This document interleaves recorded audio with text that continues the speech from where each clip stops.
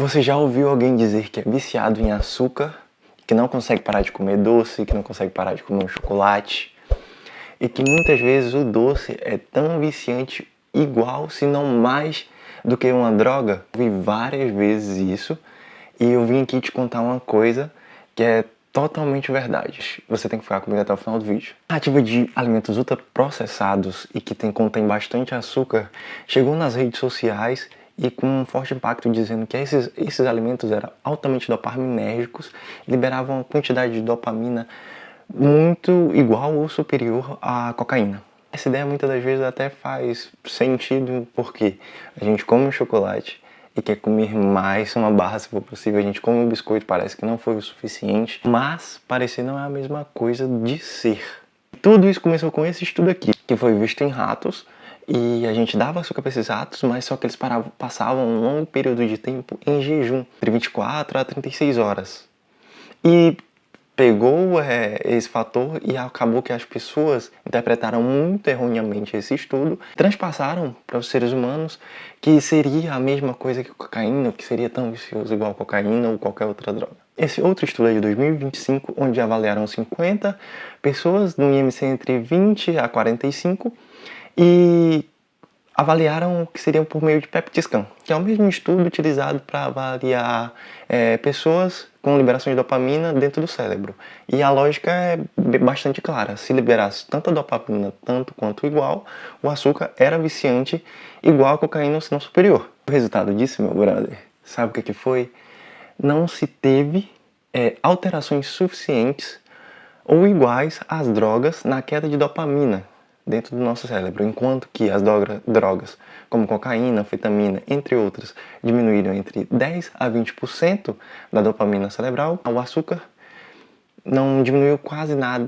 Enfim, não foi tão relativo assim essa diminuição que o açúcar teve. Mas por que eu me vicio então? Por que eu não consigo parar de comer esse chocolate? O resultado foi interessante. Esse estudo viu que existiam pacientes que eram respondedores a esses milkshakes, a essas comidas ultraprocessadas. E o que aconteceu? O principal fator entre essas pessoas que eram respondedoras era a fome, ou seja, não a liberação de dopamina em si, mas sim a fome. A fome estava relacionada com maior liberação de dopamina. Sabe aquela velha história de, pô, o melhor tempero de qualquer comida é a fome? Então, esse estudo mostra isso. Ou seja, o que a gente conclui é que o prazer de comer algo doce vem pela fome em si e não pelo açúcar.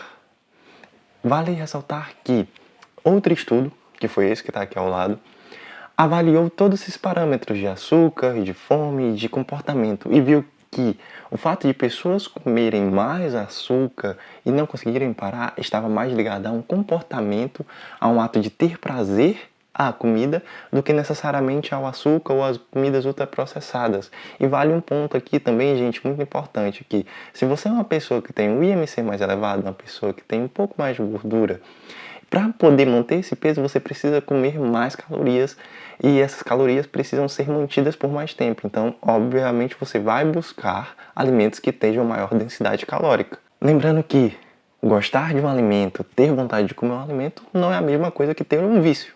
Só para terminar de fechar esse raciocínio aqui sobre estudos e tudo mais, a Associação Americana de Psiquiatria avaliou todos esses processos também e viu que o açúcar não se enquadra dentro de um padrão de vício e não colocou ele dentro do DSM-5, que seria a ferramenta utilizada para os psiquiatras e psicólogos diagnosticarem pessoas com transtorno, tanto de mentais como ansiedade e depressão, como de vícios, como a cocaína, como o álcool. E esse mesmo manual fala que o prazer que a gente sente relacionado com a comida, por mais que ele leve a mesma via dentro do nosso cérebro que o vício em drogas, isso não quer dizer que você vai se viciar só porque ele utiliza essa mesma via, porque seria a via de esforço, logo uma recompensa que você tem. Isso também se aplicaria, por exemplo, a alguma atividade física extenuante, ou por exemplo, se você é um cara que só queria ter um dinheiro, uma boa casa e uma família.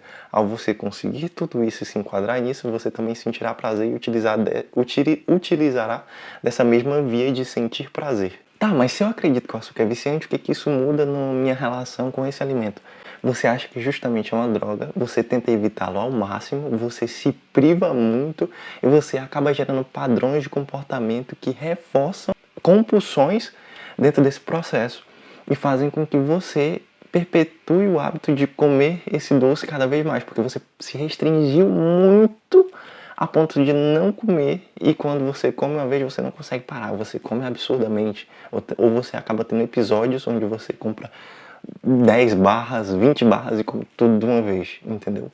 Justamente porque você se privou muito disso. O fato de você comer, gente, vai muito mais além do que um vício. Tem a ver com fome, com hábitos, com prazer. Se você já era uma pessoa que tinha um hábito de comer mal ao longo do tempo, você não vai se livrar desse hábito só não comendo ele, só deixando ele de lado. E o que muda quando eu paro de tratar o doce como vício? Você começa a entender o porquê que você está buscando esse alimento. Será que eu estou com fome? Será que eu queria comer porque eu estou ansioso? E isso se torna mais fácil de modular a sua resposta a essa vontade, entendeu? Então, de repente, se você acha que é fome, pô, tô com fome, primeiro eu vou comer algo sólido, como um prato de arroz, carne, feijão, e logo após isso, como sobremesa, eu vou comer uma barrinha pequenininha de chocolate, porque eu mereço, e tá tudo bem. Gente, pra fechar o vídeo mais uma vez, açúcar não é heroína, não é cocaína, nem é nenhum tipo de droga, tá bom?